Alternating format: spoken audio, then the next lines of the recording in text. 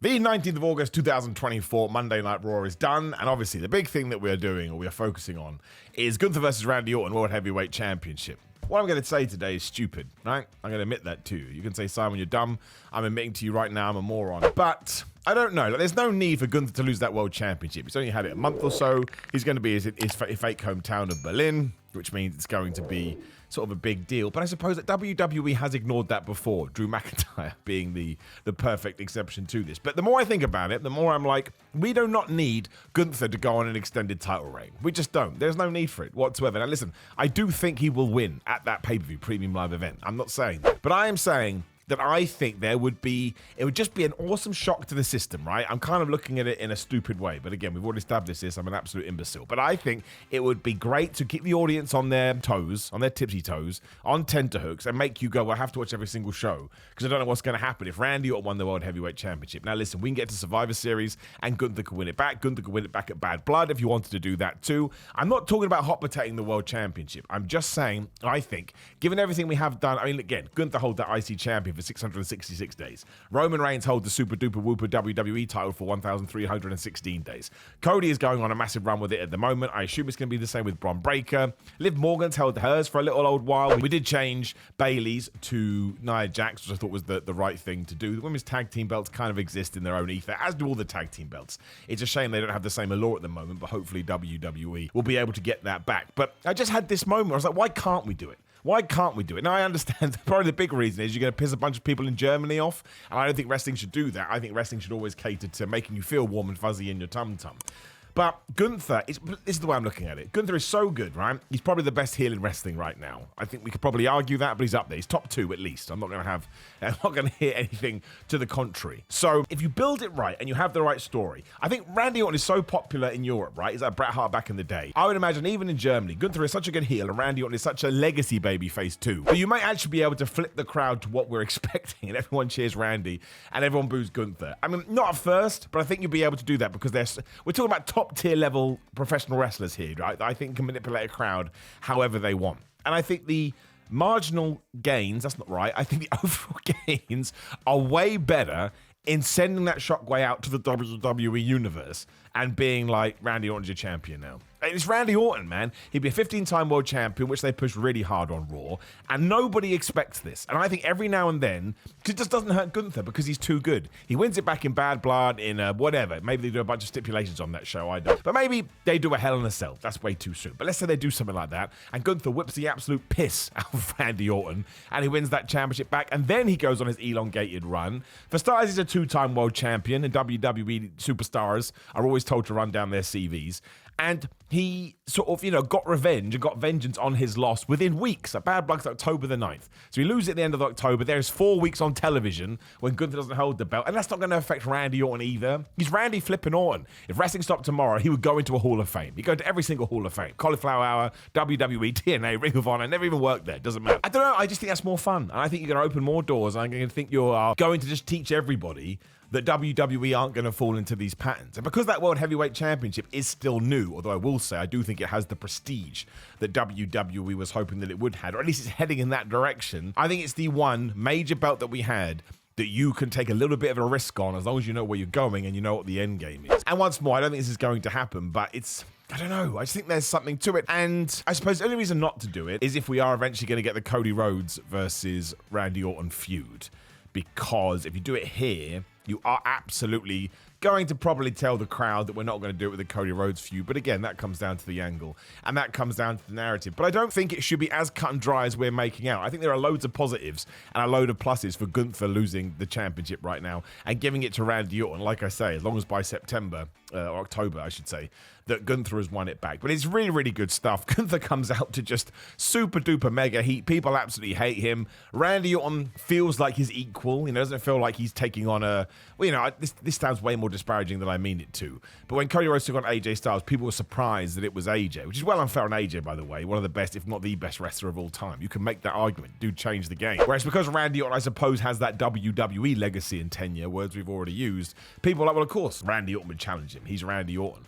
So you kind of drawing this line in the sand. And apparently at the end of Raw, he gave Gunther another RKO, which of course at the start of the show, Gunther said, you're never going to do again. We didn't see that because Randy Orton just got poked in the eye, and that's all we got, which made me chuckle. But and we got the Ludi Kaiser match as well. Ludi Kaiser's great. Ludi Kaiser is kind of being used as a chess pawn at the moment, but that's okay. I can tell we've got big plans for him, or it feels that way.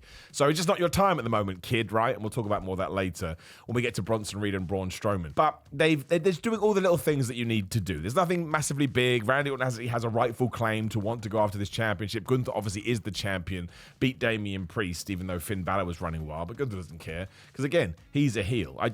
You have this huge main event that people are going to be interested in. I think you could absolutely go, you know what, we're giving it to this guy instead after an RKO. Now I'm sure that Ludi Kaiser is probably going to get involved, and maybe even Sheamus, because he's feuding with Ludi Kaiser, although I don't think you need to do that. But Randy Orton going back to SmackDown with his tail in between his legs, he wasn't able to get the championship. And again, you can't actually screw him, because WWE has told you if you get screwed in the storyline, he can come back and say, well, I'd like another shot, I'd like another shot, I'd like another shot. So maybe he's just going to compete until 2072. But I, on my own logic, have increased my intrigue rating for this match. I think it's going to be brilliant anyway. But I've got to convince myself that this is something that WWE should do. So you know what we do as WWE fans. We introduce that level of expectation. Then when it's not met, we go on the internet and we moan. It's like the England football team, right? The England soccer team. All English fans do this. We're going to win the World Cup, and then we don't. Oh, we're rubbish. It's like, well, only you saying that we were going to win the World Cup, but that's half the fun of sports. That's half the fun of wrestling too. But yeah, like I say, good opening sequence. We've injured Randy Orton's leg, which is probably why he will lose, because he get put in the Boston Crab or something like that. And Orton is such a good seller. The amount of times since he's come back and gone, oh my gosh, he's hurt his back again. He hasn't actually. The man is just amazing. And what Gunther does after that, I don't know. What Randy Orton does after that, I don't know. Doesn't feel like he's going to be involved in this bloodline stuff, which is another reason why I actually think you could have 6 weeks here, maybe even 8 weeks, where we have a mini Gunther versus Randy Orton feud, and everybody benefits from it. But we'll have to wait and see. Let me know in the comments below what you think, and of course, make sure you subscribe as well. And as we are pimping as well, make sure you follow me on TikTok, Simon J. Miller. We are now doing the podcast live on TikTok, because for some reason it destroyed my on-demand videos. But let's move past that quite quickly. And let's talk about Braun Strowman versus Bronson Reed, because this goes back to that point I was just making. It just ain't your day, kid. That's what John Cena said when he was describing the Brock Lesnar situation, when he totally destroyed him at SummerSlam. Now, that spot was meant for Daniel Bryan, so take it with a pinch of salt. But it's still correct, right? And right now, Bronson Reed is on fire. Not literally, that would be terrifying. But Bronson Reed has all the momentum in the world. Bronson Reed is finally starting to feel like a big guy. Again, mean this with all the respect in the world. But it's just because he wasn't doing anything. He would come out for matches and get a pretty dull response from the crowd. Now, when he goes to that top rope for the tsunami, everybody's like, oh my gosh, we're going to see it. And it feels like you're at a movie premiere. So everyone was pumped with Braun and Bronson looking at each other, because deep down, everybody loves big men slapping man meat. I would have Bronson Reed run through Braun Strowman, kind of like he ran through The Miz.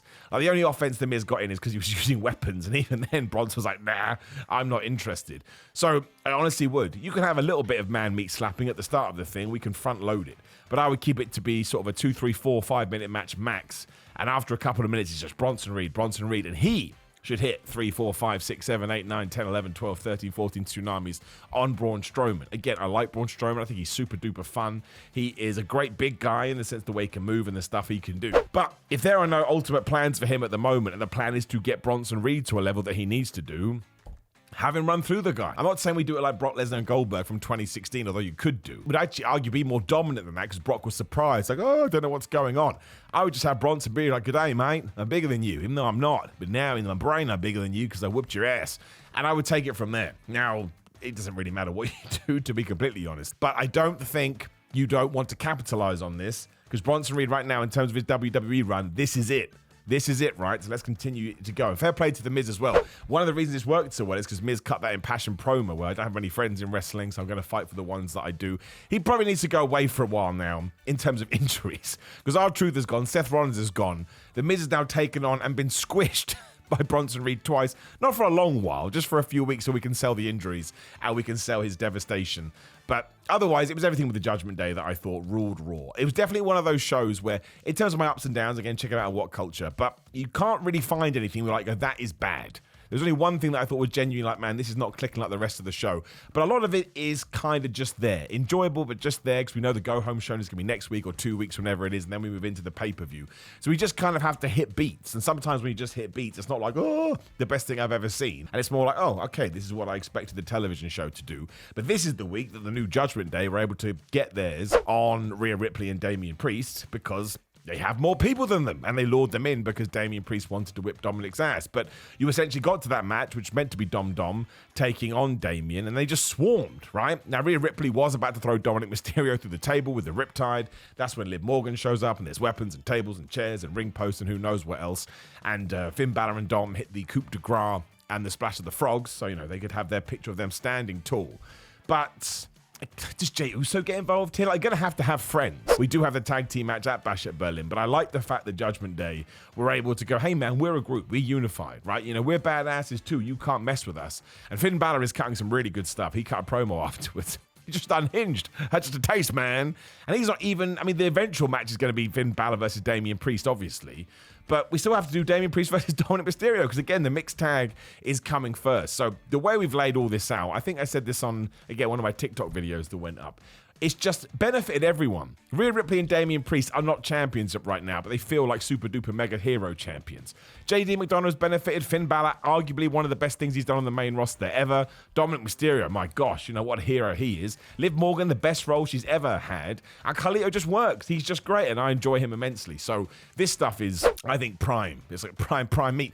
And there's everything between Sheamus. Like, Sheamus just beat Pete Dunne. So you could argue that feud is over, but I don't think it is. He also had a little bit of clash, as already mentioned, with Ludi Kaiser. But he has become like WWE's New Japan guy. It's like, oh, you want me to kick someone's ass? I'll do it for real. But again, there's a great match with Pete Dunne. He wins, but again, he falls out with Ludi Kaiser later. I really do think we need to start appreciating Sheamus now. He's on the latter part of his career, and he never really got the praise that he deserved. So we've got to throw it on him now. We've got to throw up on Sheamus with all of our love, which sounds absolutely disgusting, and I absolutely regret saying it. And I shouldn't have done, but I've done it now. But he can be plugged into anything, and he's only going to help the product. And I'm very excited about this Intercontinental title tournament. I'm a big fan of tournaments, especially when they're done right. We know that Jey Uso is going to be in it because he cut a promo later. And let's not forget, he hasn't really done much recently, Jey Uso. And it kind of intrigues me too, because in the video I did earlier this week, when I tried to book Cody Rhodes through to WrestleMania 41, you all told me how bad that was in terms of my booking, but that's why I'm not a booker. Simple as that. I honestly thought he was going to tie back up with Roman Reigns soon, because I think that's the moment. As cool as the Jimmy Uso one is going to be, it's going to be the Jey Uso one. And again, I didn't think he had anything on the cards. I thought that's why he had deliberately been left off TV and why we were kind of putting it back with Sami Zayn. But Sami Zayn's gone away for a while. He needs a bit of a break. So yeah, Jey has entered the IC title tournament. I cannot see Jey Uso losing unless for some reason he got screwed by the bloodline, which kind of seems out of nowhere. But if you do Braun Breaker versus Jey Uso, Braun Breaker shouldn't be losing. It goes against what I just said with Gunther. Maybe you could do it. But I don't think Jey Uso should be losing either. I think Jey Uso absolutely should be a future Intercontinental Champion. You can say whatever you want about him, but that guy's over like crazy. He's been doing dark matches. People go absolutely nuts. They love this guy, and I get it. He's a super cool dude. So that's kind of fascinating as well. And that also leads me to my only negative of the whole thing was the 6-woman tag team match with the belts was excellent. Kairi Sane and Io Sky are such good wrestlers. It's absolutely redonkulous.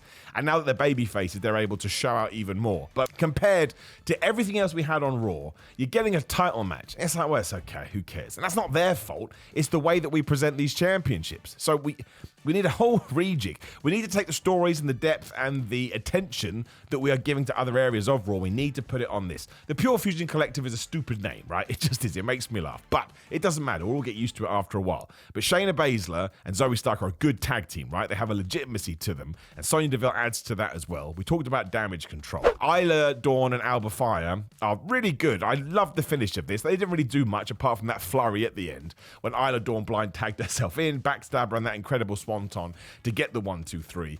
But it just kind of feels like they're holding on to them until we want to give it to Jade Cargill and Bianca Belair. And you do not want it to be that. And I just think the performances that we're getting and the effort they're putting in is way better than the actual stories. Why are they even feuding other than the Women's Championship, which is fine? But the tag team belts lack the importance of the other belts of the company. My opinion. I know I get on my high horse about this a lot, but I think there is so much potential there. And there's an amazing way to use so many other people that we're not using. Where did Lyra Valkyria go to? Do you know what I mean? Sometimes it doesn't feel as well thought out comparatively to the rest of the show, which is why I think it is just more obvious. But the match was really, really good. The match was really, really fun. And I enjoyed all the Chad Gable stuff too. It kind of sucked in the sense that Maxine Dupri and Ivy Nar was another match that had a non-finish, as well as Damian Priest and Dominic Mysterio. But ultimately, we talked about how great the Judgment Day are. I don't care. And this ended with the Wyatts interfering. And I love the Wyatts so much. I'm never going to get mad like, oh, damn it. I got a really cool attack by the Wyatts. And the cool thing about it being Ivy and Maxine, and Ivy has officially joined American Made, because apparently Maxine was holding her back. That made me laugh. The reason that it was good is because Nikki Cross finally got to do something physical, right? Something offensive, which we didn't need to do. Chad Gable took a terrific bump off the Sister Abigail. That guy is just the best. Listen to his interview on Chris Van Vliet's Insight podcast. What a man. And Chris is excellent as well. And now, next week, we are doing Bo Dallas versus Chad Gable. Now, I love that because I want to see how we're going to balance the spooky wookie this time. So far, it's been well done. But also, I love the fact that we have these, I don't know what you want to call them, mid-card feuds, whatever, that have such importance that we can put them on Raw, but we're still excited about it. That will go down on the Raw before the Bash at Berlin. And it still feels like a big deal. You could put that on the pay-per-view, and I'd be totally cool with it. But also, who wins here? Because Chad Gable got beaten, got pinned when we did the six-man tag. Can you really have Uncle Howdy, the leader of the Wyatt Six, lose? I don't know. That's a conversation to be had. But the fact that I'm excited about it, I think, kind of goes to show that, going back to what we just said, most people feel important, right? And most people feel like when you get to the rank, you're like, oh, whatever, some strange noise comes out of your mouth, which is the same for the New Day. Now, it feels like we're moving the final testament out the way because, you know, the New Day just won with Odyssey Jones, and there was a social media promo from Karrion Kross and Scarlett where they kind of insinuated as much, but we need to wait and see. The wedge has already been put in there, right? Xavier Woods feels like Kofi Kingston is trying to replace Big E. Kofi said no. In the hot tag in the match, he gave it to Odyssey Jones, and even though Xavier Woods helped out massively, it felt like the focus was on Odyssey Jones. So if we feud Kofi Kingston and Xavier Woods, I was always with them because I'm such a fan of the New Day. I was like, yes, never break them up, never feud. But now, because wrestling or WWE is so focused on doing stories, there's so much to tell here because they've been together for a decade. You could have them just do a mini feud, have them have a match, even at WrestleMania, somewhere big, and then Big E can come back. Doesn't matter if he can compete or not. He can be the person to reignite the New Day, and then they can go on and do whatever. But it will give them sort of their own platform, and I think people really care about it. And I think seeing Xavier Woods as a heel, we've forgotten how good he is as a heel. He's got that side to him. So many good things going on Raw. Could be the best wrestling show on television right now. But SmackDown was a hoot too, and I'm pumped for Dynamite as well because obviously it's all in week here as well. But more importantly, give me your opinions about Raw in the comments below. When you are down there, just interact with the video as much as possible if you would not mind. Like the video, share the video, subscribe. There'll be a video on the screen, which is me booking Cody Rhodes. Apparently it's terrible. I'm sorry. Somebody shoot me out of a cannon. It's also GorillaMind.com/Simon. You code Simon, get 10% off. But also right now, if you use code Simon on specific pre-workouts, you'll see it when you go to the website. You'll get 30% off. And Gorilla Mind do that every single Monday. So every single Monday, go to the site. If you like their pre-workout, which I believe is the best one in the world, not just saying that, I truly do, use my code Simon. You will get a whacking 30% off, and it ships worldwide. Also, if you want to train at home, is GoGo Fitness. Use the code Simon20 to get 20% off that as well. Patreon.com/Simon316. Simon316 on Instagram, Twitter, and Threads. Simon J. Miller on TikTok. Simon Miller on Threads. No, Cameo. That's the one. Personalized videos. ProWrestlingTees.com/Simon Miller to buy one of my dumb tees. Otherwise, it's time to go edit a video. See you soon.